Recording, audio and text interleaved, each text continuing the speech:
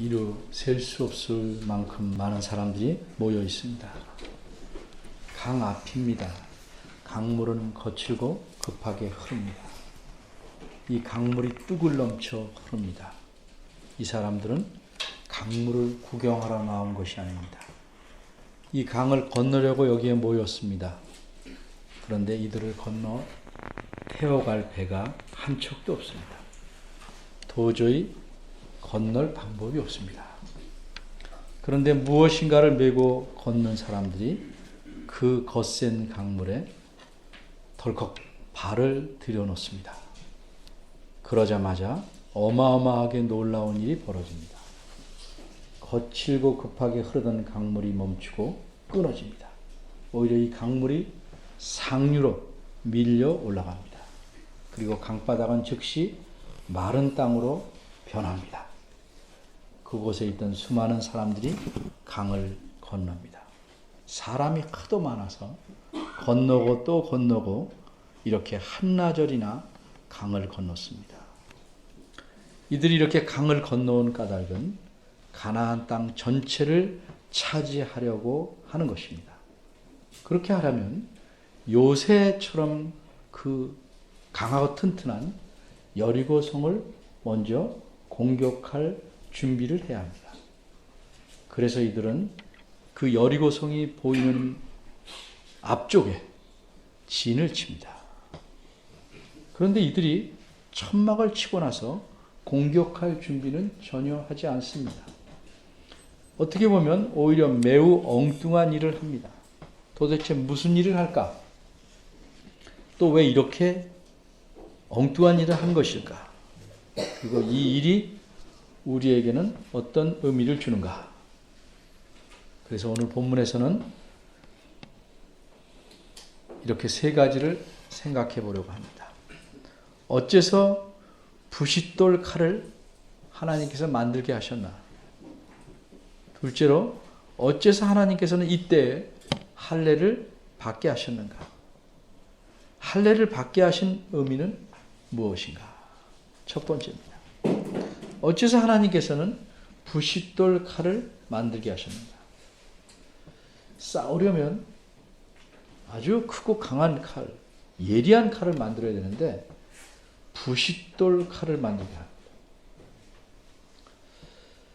또 싸우려면 적을 이길 가능성이 많을 때 공격해야 합니다. 이것이 합리적입니다. 이스라엘 백성들은 하나님의 놀라운 능력으로 물속에 만들어진 마른 땅을 걸어서 강을 건너왔습니다. 이렇게 하나님의 능력을 경험했으니까 그 사기가 하늘을 찌를 듯합니다. 반대로 그렇게 건너온 이스라엘 백성을 본 여리고성의 사람들, 적군들은 어떤 상태입니까? 오늘 본문 바로 앞절인 1절에 보면 그들의 상태를 이렇게 표현합니다. 여호와께서 요단 강물을 말리시고 우리를 건네셨음을 듣고 마음이 녹았고 이스라엘 자손들의 연고로 정신을 잃었다. 이럴 때에 적을 공격하면 확실히 이길 수 있습니다. 그런데 이스라엘 백성들은 공격하려고 하지 않습니다. 공격할 준비도 하지 않습니다. 왜? 하나님께서는 그들을 공격하라고 말씀하시지 않기 때문입니다. 오히려 하나님은 사람이 보기에 정말 엉뚱한 명령을 하십니다. 무슨 명령입니까? 2절입니다. 이스라엘 백성의 지도자 여호수아에게 부싯돌로 칼을 만들라. 이렇게 명령하고 계십니다. 붓이 미국 대통령 이름이 아닙니다. 붓이란 단단한 돌에 이렇게 쳐서 불꽃을 일으키게 하는 쇠조각입니다. 그리고 이렇게 부시로 치는 그 돌을 부싯돌이라고 합니다. 이런 부싯돌로, 요새 말하면 라이터돌 같은 거죠. 그렇게 단단한 겁니다. 부싯돌로 칼을 하나가 아니고 많이 만들라고 하십니다. 어째서 이렇게 돌로 칼을 만들게 하시는가? 그 당시에 역시 쇠도 있었고 구리도 있었습니다. 그런데 돌로 칼을 만들라고 하십니다.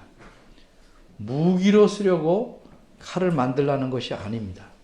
쓰임새에 맞는 칼을 만들라고 한 겁니다. 여러분, 돌을 쪼개보면 날카로운 면이 생길 때가 있습니다. 이렇게 쪼개진 그 돌로 이것저것 벨 수 있죠. 그런 칼을 만들라는 겁니다. 그렇게 쪼개진 조각을 칼이라고 하는 겁니다. 그럼 이것을 무엇에 쓰려고 만들라고 하시는가? 2절 후반절입니다. 이스라엘 자손들에게 다시 할례를 행하라 하십니다. 할례를 하기 위해서 그 부싯돌 칼을 만들라는 겁니다. 어떤 학자들은 돌로 만든 이런 칼로 할례를 행하면 위생적일 수 있기 때문이다, 이렇게 말합니다. 이는 돌에는 그 사람 몸에 위협을 줄 그런 병균이 기생하지 않기 때문이다, 이렇게 주장하기도 합니다. 그런데 그 깊은 내막은 제가 모르겠고, 하나님께서는 할례를 할 수 있는 그 간단한 도구를 마련하게 하신 것은 분명합니다. 이렇게 하나님께서 뜬금없이 아이든지 어른이든지 모든 남자는 이런 수술을 받게 하신 겁니다. 이 할례란 일종의 외과 수술입니다. 이것은 남자의 고추의 앞부분을 덮은 살갗을 잘라내는 수술입니다. 근데 우리가 여기서 생각할 것은 과연 이때 하필 이곳에서 할례를 행하는 것이 알맞은가 하는 점입니다. 적군의 요새가, 적군의 성이 바로 코앞에 있는데 이 평지에서 할례를 한다는 것은 사실상 매우 위험하고 무모한 일입니다. 왜 그러냐 하면 그렇게 수술을 하고 나면 그 고통이 무척 심하답니다. 갓난 아기는 어차피 못 움직이니까 큰 문제가 되지 않을 수 있겠지만 어른이 이 수술을 받게 되면 그 고통이 점점 심해서 3일째에는 꼼짝할 수가 없답니다. 근데 만일 이때 적군이 공격해 온다면 이들은 모두 몰살을 당하고 말 것입니다. 그러니 이런 무모한 방법이 어디 있겠습니까? 이 할례가 얼마나 위험한 것인지 잘 드러내주는 실례가 성경에 나옵니다. 창세기 34장입니다. 야곱에게는 딸이 하나 있었습니다. 근데 야곱의 가족이 살고 있는 그 지방에 추장의 아들이 이 야곱의 딸에게 반했습니다. 그래서 놀러 나온 이 딸을 유혹해서 강제로 욕보입니다. 그리고는 이 추장의 아들은 제안을 합니다. 이 당신의 딸과 내가 결혼하겠다. 우리 재산, 우리 땅, 이 지역을 다 나눠서 같이 쓰고 우리 민족과 함께 같이 좀 살아보자. 평화롭게. 그러자 야곱의 아들들이 좋다고 합니다. 그런데 다른 속셈이 있었습니다. 그래서 이렇게 제안합니다. 만일 너희들이 다 우리 가족들처럼 할례를 받으면 그렇게 하겠다. 그래서 그 족속 전체가 할례를 받습니다. 그러자 고통이 커지는 제3일째쯤이 돼서 아파서 꼼짝 못하는 그 족속 사람들을 야곱의 두 아들이 다 죽여버립니다. 두 사람이 수많은 사람들을 다 죽여버립니다. 이렇듯 할례를 받으면 고통이 심해서 적이 공격해오면 대항은커녕 꼼짝없이 죽을 수밖에 없는 것입니다. 그런데 하나님께서는 적들의 성이 있는 바로 앞 평지에서 불과 한 4km밖에 안 떨어져 있는데 이스라엘 백성 전체에서 할례를 행하게 하셨습니다. 다 죽이시려는 건가? 어떻게 이렇게 무모한 방법을 쓰게 하셨는가? 여기 2절에 보면 다시 할례를 행하라 이렇게 말했는데 지난번에 한 건 무효니까 이번에 다시 하라, 이런 뜻 아닙니다. 이 말은 이 백성들은 예전에 애굽에서 나오기 전에는 다 할례를 받았습니다. 전통입니다. 난지 8일 만에 사내 아이는 다 할례를 받습니다. 근데 애굽에서 나온 후로는 전혀 할례를 행하지 않았습니다. 그리고 어릴 때 할례를 받은 사람들은 거의 다 광야에서 죽었습니다. 그러니까 현재 여기 있는 남자들은 수많은 사람들이 아직 할례를 받지 못한 사람들입니다. 그래서 이번에 할례를 받아라 하는 의미에서 다시라는 말을 쓴 겁니다. 어쨌든 이렇게 무모하고 매우 위험한 일이 여리고성의 바로 코앞에서 벌어집니다. 이스라엘 백성들은 할례를 하면 어떤 고통이 있을지를 압니다. 그렇게 행하면 적의 공격에 고스란히 당할 수밖에 없다는 것도 압니다.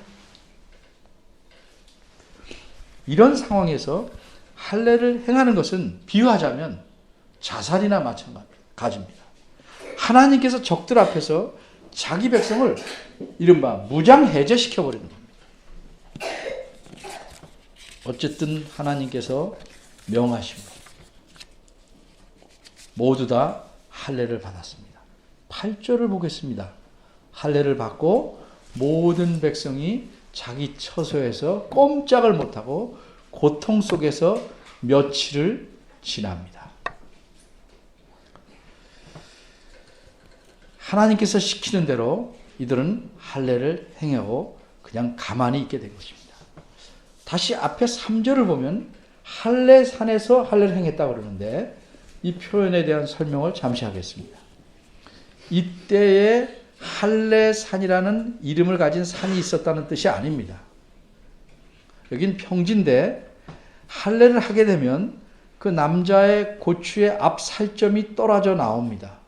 근데 전체 인구가 최소한 200만은 되니까 아기부터 어른까지 남자만 계산하면 적어도 수십만 명이 됩니다. 그 많은 사람들의 그 살갗의 살점을 한 곳에 모아놓으니까 얼마나 많이 쌓이겠습니까? 그래서 그 살점을 모아놓은 것을 이때 이후로 할례산이라고 부른 겁니다. 근데 이 본문을 기록은 이 당시 한 게 아니고 이 다음에 후에 했기 때문에 이때부터 붙인 이름을 미리 써서 할례산이다 이렇게 표현한 것뿐입니다. 두 번째 생각할 것은 어째서 하필 이때 하나님께서는 이스라엘 백성으로 하여금 할례를 받게 하셨는가? 그 이유는 뭘까? 바꿔 말하면 이스라엘 사람들을 적에게 완전히 무방비 상태로 노출시키는 일을 하게 하셨는가? 그렇게까지 하시면서 할례를 받도록 하셔야 했는가? 어째서 하나님은 이렇게 무모하게 보이는 방법을 이스라엘 백성으로 하여금 하게 하셨는가? 하나님께서 원하시는 것이 무엇인가? 그 이유는 4절에서 7절을 보면 잘 알 수 있습니다. 제가 묶어서 설명하니까 잘 따라 읽으면서 보시길 바랍니다. 지금 이스라엘 백성은 어떻게 구성되어 있는지를 알아야 됩니다. 처음에 애굽에서 나온 사람들은 어른 남자만 60만 명이었습니다. 아이는 태어난 지 8일 만에 할례를 애굽에서 살 때 다 받았습니다. 그러니까 아이들까지 하면 전체 인구가 최소한 200만인데 남자만은 할례를 다 받았으니까 난지 8일 이후에 된 애들은 다 받았으니까 남자만 반으로 쪼개서 한 100만 명 되는 남자들이 할례를 이미 다 받은 것입니다.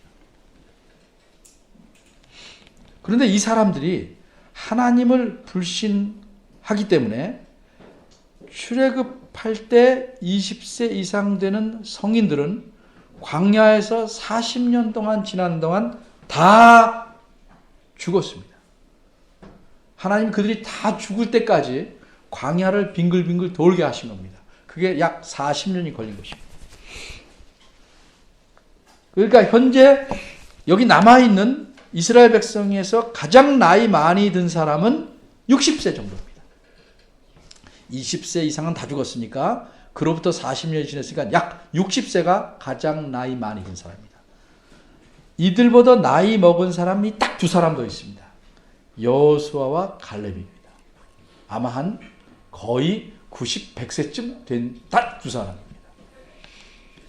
그리고 지금 이게 모인 사람들 안에는 광야에서 40년 동안 살면서 태어난 아기들이 있습니다.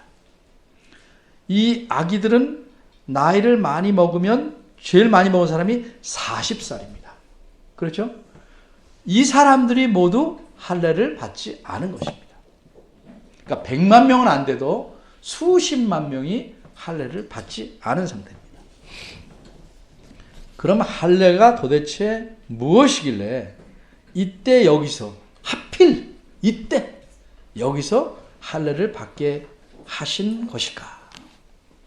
할례는 이스라엘 백성만이 행하던 것은 아니었습니다.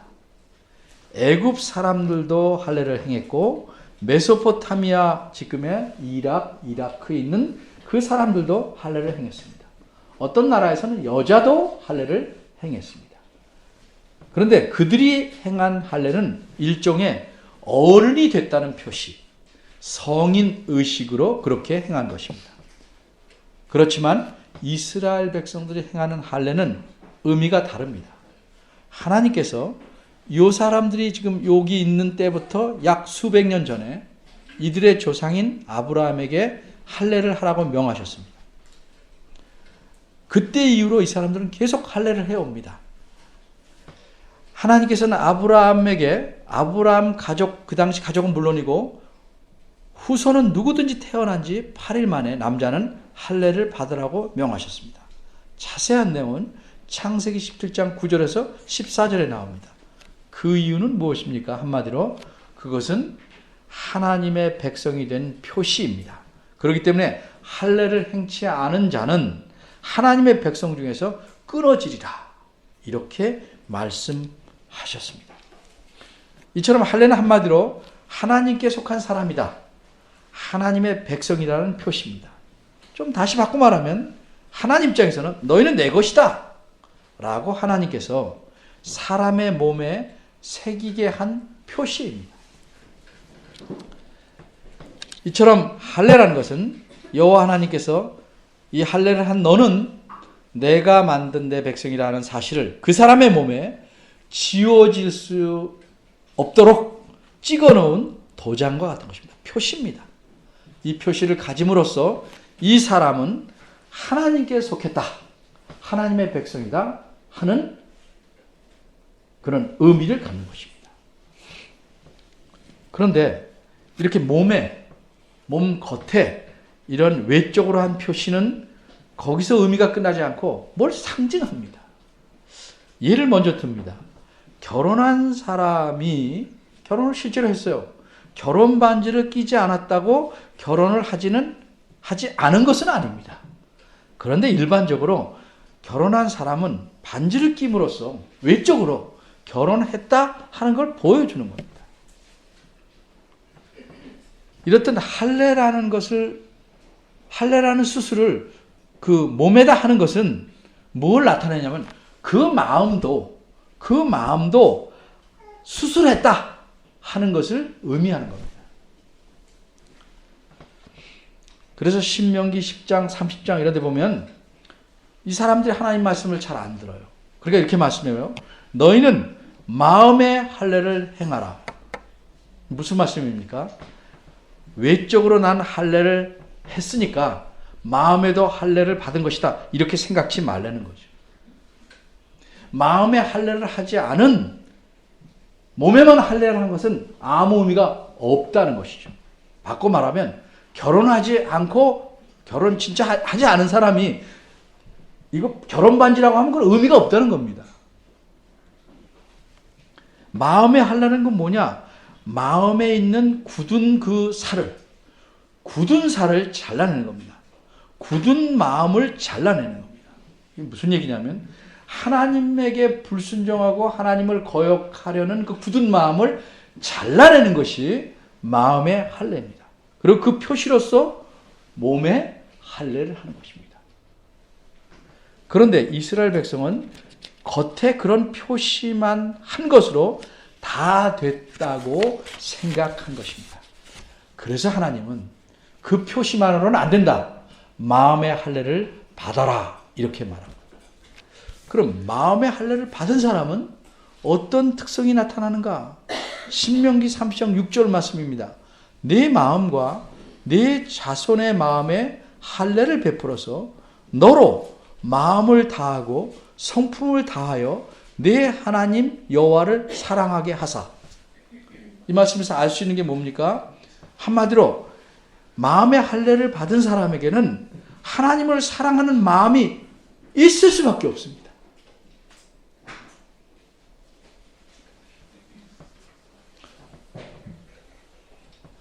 하나님을 사랑하는 마음을 스스로 해서 심어 놓으셨기 때문입니다.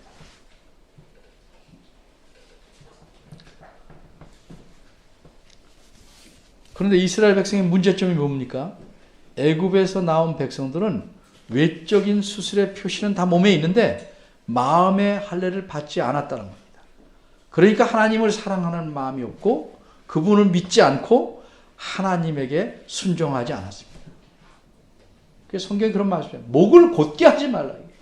교만하게 불순종하지 말라는 비유적인 표현입니다. 그래서 이 사람들이 어떻게 됐습니까? 6절 뒷부분입니다. 그들에게 주리라고 한 가나안 땅에 그들은 들어가지 못하고 광야에서 다 멸망을 받게 된 것입니다. 하나님의 입장에서 보면 가나안 땅을 누구에게 주시려는 겁니까? 남에게 주시려는 게 아닙니다. 자기 백성에게 주시려는 겁니다. 정말 마음의 할례를 받고 그 마음의 할례를 받은 표시를 가진 외적에 가진 그 사람들, 자기 백성에게 주시려는 겁니다. 그런데 지금 현재 이 요단강을 건너온 사람들은 마음의 할례는 받았다고 할 수 있지만 외적인 표시를 나타내지 않았어요. 그래서 아직 공식적으로 이들은 하나님의 백성이 아닙니다. 그러니까 하나님의 입장에서는 어떻게 돼요? 가나안 땅을 주시기 전에 먼저 해야 될 것은 이들에게 하나님의 백성이라는 표시를 해놓으셔야 합니다. 이것이 사람의 눈에는 무모하게 보이겠지만 하나님의 계획에는 순서가 있는 것입니다. 그래서 하나님은 여리고를 차지하기 전에 이 가나안 땅에 요단강을 건너 들어오자마자 할례를 행하라는 어떻게 보면 무모한 명령을 내리신 겁니다. 그리고 이 명령에 이들은 순종한 것입니다. 자, 세 번째로 그럼 이렇게 할례를 받게 하신 의미는 무엇인가? 금방 의미를 설명했지만 하나님 자신이 특별히 설명해 놓으신 의미가 있습니다. 8절입니다. 할례를 받고 낫기를 기다릴 때 하나님께서는 여호수아에게 이렇게 할례를 받게 하신 의미가 무엇인지를 말씀합니다. 9절입니다. 여호와께서 여호수아에게 이르시되 내가 오늘날 애굽의 수치를 너희에게서 굴러가게 하셨다. 이 말을 우리가 잘 알아야 됩니다. 우선 이 말을 설명하기 전에 이런 본문을 성경에 기록한 이유가 뭡니까? 이 본문을 읽는 사람들이 여기 기록된 사건의 의미를 알아서 이 의미를 통해서 하나님이 어떤 분이신지를 잘 알게 하려는 겁니다. 그래서 이 기록의 내용을 성경으로 묶어서 또 우리도 보게 하는 겁니다. 똑같은 목적을 우리에게도 갖고 있는 것입니다. 자, 6절로 좀 가봅니다. 하나님께서 순종하지 않았던 사람들이 광야에서 다 죽었습니다. 근데 7절 앞부분에 보면 그들의 대를 잇게 하신 이 자손에게 여호와가 할례를 행하였으니 이렇게 말했어요. 그들의 대를 잇게 하신. 이게 무슨 말이냐?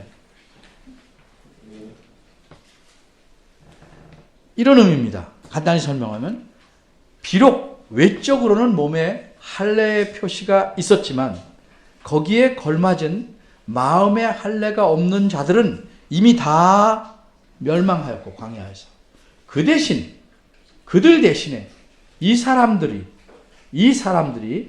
하나님께서 약속하신 땅을 보게 되었다. 이 땅에 들어오게 되었다 하는 사실을 말하려는 겁니다. 이제 9절에 나오는 애굽의 수치가 너에게서 굴러갔다, 이 말을 설명하겠습니다. 쉽게 말하면 애굽의 수치가 이제 다 해결되었다 하는 뜻입니다. 그럼 애굽의 수치라는 게 뭐냐? 여러 가지 의견이 있습니다만 이렇게 생각하는 경우가 있습니다. 애굽에서 이 사람들이 종살이 했던 것을 가리킨다. 종살이는 그들이 원해서 한 것이 아니고 애굽의 못된 왕이 강제로 시킨 것입니다. 애굽에 내려간 것도 하나님의 뜻에 내려간 것입니다. 그래서 그것을 이들이 애굽에서 받은 수치라고 말하기는 힘듭니다. 이들에게 그거는 힘들고 고통스러운 일이지만 부끄러움은 아닙니다. 그러면 애굽의 수치라는 것은 무슨 뜻인가?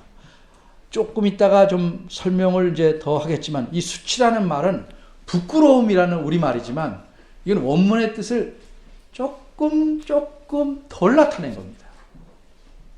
수치라는 뜻이 아니고 이것은 모욕, 조롱이라는 뜻입니다. 이를테면 애굽의 수치라는 말은 애굽 사람들이 하나님과 이스라엘의 백성에 대해서 말한 모욕, 하나님과 이스라엘 백성에 대해서 말한 비난, 그런 것을 가리킵니다. 예를 들면 출애굽기 32장에 이스라엘 백성들이 모세가 시내 산에 올라가 있는 동안 송아지로 우상을 만들고 그래서 하나님이 그들을 다 죽여버리고 합니다. 그럴 때 모세가 뭐라고 말합니까? 애굽 사람들이 하나님에 대해서 비난할 것입니다. 하나님에 대해서 조롱할 것입니다. 이렇게 말합니다. 왜냐하면 하나님이 이스라엘 백성을 애굽에서 건져내시더니 결국은 광야에서 다 죽이시네. 가나안 땅으로 데려갈 능력이 없으니까 다 광야에서 죽였다. 이렇게 애굽 사람들이 하나님을 비난하고 모독하고 조롱할 것이다 라고 말합니다. 또 뿐만 아니라 가나안 사람도 그렇게 조롱할 것이다. 그러니까 그렇게 하지 마십시오 라고 강구합니다. 여기서 말하는 애굽의 수치란 게 바로 그럽니다. 애굽 사람들이 하나님에 대해서 또 이스라엘 백성에 대해서 가하는 비난, 조롱입니다. 그래서 하나님이 참으시고 이 못난 백성들을 가나안 땅으로 지금 데리고 오셨습니다. 그래서 뭐를 드러내셨습니까? 내가 가나안 땅으로 데려갈 능력이 없어서 이스라엘 백성을 광야에서 죽게 한 것이 아니다. 니네들의 비난과 니네들의 조롱은 틀린 것이다를 보이는 겁니다. 입증하신 겁니다. 내가 충분히 이들을 그때 어린아이였던 그들을 내가 가나안 땅으로 데려갔다. 난 이렇게 능력이 많다. 니네들의 조롱은 틀린 것이다를 보인 겁니다. 뿐만 아니라 이 데려온 내 백성들은 진정으로 내 백성이고 참으로 내가 선택한 백성이다. 그리고 이들의 조상에게 말한 땅을 이들에게 준다. 그것을 지금 보여주는 겁니다. 그래서 할례를 행하게 한 겁니다. 이들은 내 백성이다를 공포한 겁니다. 그래서 그곳의 이름을 길갈이라고 하는데 길갈이면 굴러갔다는 뜻입니다. 굴러가서 없어졌다 하는 뜻입니다. 애굽 사람들이 모욕하고 비난한 모든 그 조롱을 없애고 하나님이 약속하신 대로 그 능력을 나타내 보이신 곳. 이곳에서 하나님은 이 사람들의 하나님이고 이 사람들은 하나님의 백성임을 만천하에 공개하시려고 입증하시려고 지금 할례를 받게 하신 겁니다. 그래서 이 할례의 의미를 이렇게 설명하고 그곳을 길갈이라고 이름한 것입니다. 하나님은 이처럼 자신의 명예를 되찾고 그의 백성들은 아주 공적으로 만천하가 다 알게 하나님의 백성들로서 가나안 땅에 들어오게 된 겁니다. 그래서 이런 사실을 말하면서 이 여호수아를 읽는 사람들에게, 우리를 포함해서 이 본문이 말하고자 하는 핵심은 두 가지입니다. 하나님은 자기 백성에게 진정한 하나님이기 원하는 겁니다. 그건 어떻게 되는 겁니까? 이들이 할례를 받는 것입니다. 그리고 이 할례에 걸맞은 순종을 하는 것입니다. 그럼 여기서 우리가 생각할 질문이 있습니다. 오늘날은 왜 우리가 할례를 받지 않는가? 성경을 읽어보시면 알 수 있습니다. 한 예를 들면 골로새서 2장 11절과 12절 말씀에 이렇게 말합니다. 너희는 그리스도 안에서 너희의 손으로 하지 않은 할례를 받았다. 예수 믿는 사람도 할례를 받았답니다. 근데 손으로 수술하듯 그런 수술 손으로 하지 않은 할례다. 이게 뭔가? 이걸 그리스도의 할례라고 말합니다. 곧 육적인 몸을 벗는 것이요 그리스도가 주신 할례다라고 말합니다. 그 다음 말이 뭐냐 하면 너희가 세례를 받음으로 그리스도와 함께 장사된 바 되었다. 우리가 세례를 받는 것이 곧 그리스도의 할례를 받는 것이다. 이제는 죄에게서 벗어나서 죄의 종이라는 거기서 수치에서 벗어나서 하나님의 백성이 되었다 하는 표시가 그리스도의 이름으로 세례를 받는 것이고 그것이 그리스도인이 받는 할례라는 뜻입니다. 우리 마음에 굳은 살, 죄된 습성, 하나님에 대해서 거역하던 그런 옛 습성과 사람을 벗어버리고 새 사람을 입은 것. 그러니까 그리스도의 특징은 하나님께 순종하고 사랑하는 것으로 나타나는 것입니다. 그런데 오늘날 세례받은 사람 중 안에는 이 광야에서 멸망받은 사람처럼 겉으로만 세례받은 표시와 혹시 교회에서 증서가 주면 증서만 있습니다. 그의 삶에는 하나님에 대한 사랑, 예수 그리스도에 대한 순종이 없습니다. 그럼 그 사람은 뭔가? 그 사람은 가짜입니다.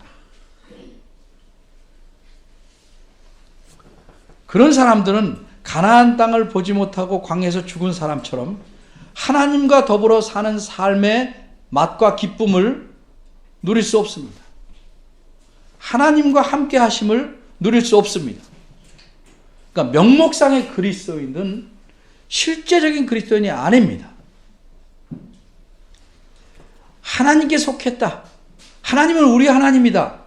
무엇으로 입증하는가? 세례 증서로 하는 것이 아닙니다. 하나님에 대한 사랑과 순종으로 보이는 겁니다. 많은 사람들이 그저 때가 되면 세례를 주고 받고 하려고 합니다. 근데 그 마음에 하나님에 대한 사랑이 없으면, 마음의 할례를 받지 않은 사람이라면 세례를 줄 수가 없습니다. 여러분이 세례 받았다면 그게 진짜인지 아닌지 잘 생각해 보셔야 합니다. 확실한 것은 하나님에 대한 사랑과 순종하는 마음이 뚜렷하지 않다면 가짜입니다. 그 세례는 100번 받아도 아무 의미가 없어요. 내 왕년에 세례 받았어요. 교회도 잘 나갔어요. 지금 안 나가요. 누가 못 나가게 붙잡고 있는 것도 아니고 강제하지도 않는데 그건 가짜입니다.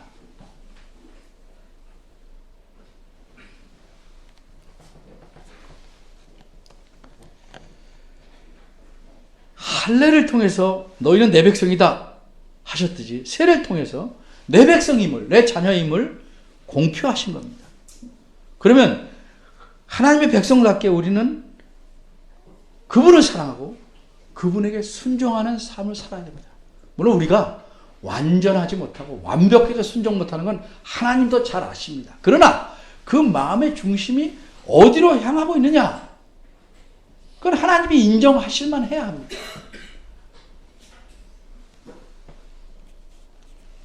하나님께 순종한다는 게 뭡니까? 내 뜻대로 내 방법대로 세상의 사고와 세상의 사조에 따라 살면서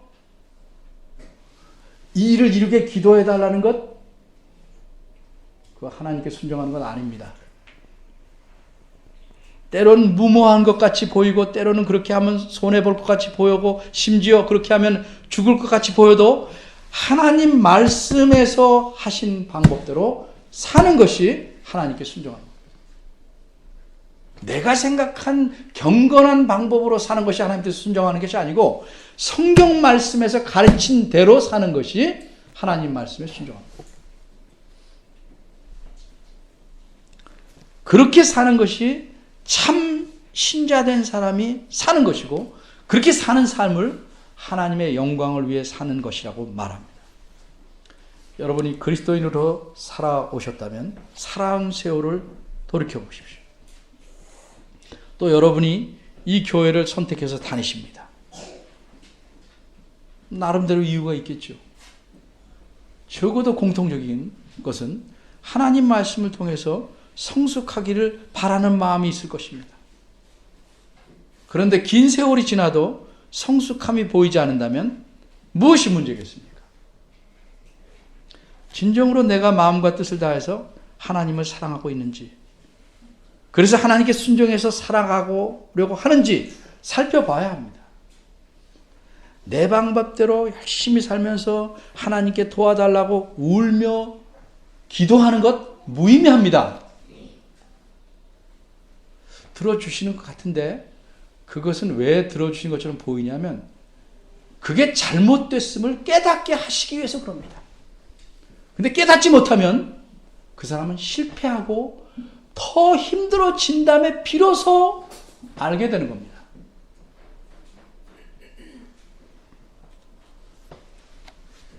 하나님 말씀에서 하신 하나님이 요구하는 방법에 순종하는 것이 하나님을 사랑하는 표현입니다. 그렇게 살지 않으면 우리는 너나 할 것 없이 형식적인 교인이고 신자가 아닙니다. 우리가 이렇게 형식적인 교인으로 살아가는 한 그리스도 안에서 하나님께서 주시는 모든 친밀함과 하나님의 능력을 맛보고 살아갈 수가 없습니다. 그럼 무엇을 바라겠습니까? 그것 대신 돈 잘 벌기, 세상에서 성공하기, 자기 원하는 것을 이루기, 그것을 바라고 그것이 하나님께서 해주시길 원하는 것으로 믿고 살아가려고 합니다. 비극입니다. 부디 여러분에게 바라기는 하나님을 사랑하고 하나님께 순종하는 면에서 큰 진보가 있기를 간절히 바랍니다. 기도하겠습니다. 하나님, 주의 말씀을 통해서 우리 자신을 돌아봅니다. 때론 무모하고 불합리하게 보이지만 하나님의 무궁하신 지혜와 우리의 삶을 책임져 나가시는 그 철저하심을 저희가 믿기에 하나님을 사랑하고 그 방법대로 살기를 원합니다. 저희의 욕심을 버리게 하시고 주의 말씀대로 살 수 있도록 깨우쳐 주시고 이끌어 주시기를 바랍니다. 그렇게 살지 못해왔던 저희들을 긍휼히 여기시고 용서하여 주시고 살 수 있도록 이끌어 주시기를 바랍니다. 예수님의 이름으로